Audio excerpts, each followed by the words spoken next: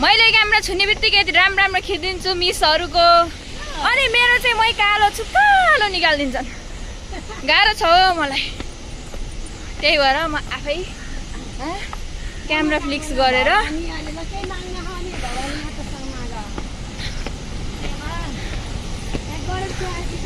भगवान थिम आज आएको भएर मात्रै मैले भोक लागेन भनेको गाइज, तर मलाई एकदम धेरै भोक लागिरहेको छ।